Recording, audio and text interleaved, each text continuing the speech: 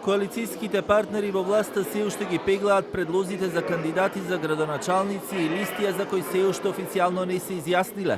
Од Знам денеска информира дека освен за Куманово веќе се разговара да имаат свој кандидат кој ќе биде поддржан од владините коалицијски партнери во една скопска општина, но не открија за која станува збор.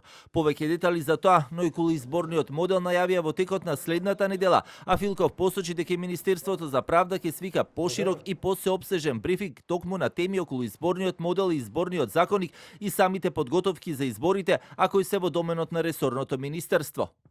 Во моментот преговорите се во тек, но она што можам да ви го потврдам и да ви го кажам за сигурност е дека ние ќе имаме кандидат во градот Куманово. Тоа е нашиот претседател Максим Димитриевски. Преговорите продолжуваат, ќе имаме најмалце едно градоначалничко место во Скопје и други места ширум републиката за кои што се уште траат преговорите. Ние, како Знам, искрено сме спремни уште утре да има избори, сеедно со било каков модел. Со ова рапидно растење, со ова пристапување на членови, со овој потенцијал што го гледате за кој што говоревме, можеме и во недела да излеземе на избори со било кој модел. Дека се спремни да разговараат и во одредени општини да поддржат кандидати за градоначалници и на помалите коалицијски партнери денеска посочи од владеачката ВМРО ДПМН.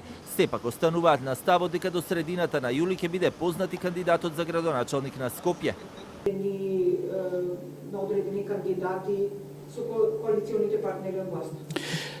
Значи, ние сме во постојана комуникација со нашите коалицијски партнери, секојдневно разговараме, што ќе се утврди нешто конкретно, веднаш ќе излеземе и ќе информираме јавноста. Кога ќе заврши овој процес на анализи, да излеземе во јавноста со кандидати кои што ќе бидат потврдени на седница на извршен комитет на партијата, вклучително и за кандидат за градот Скопје.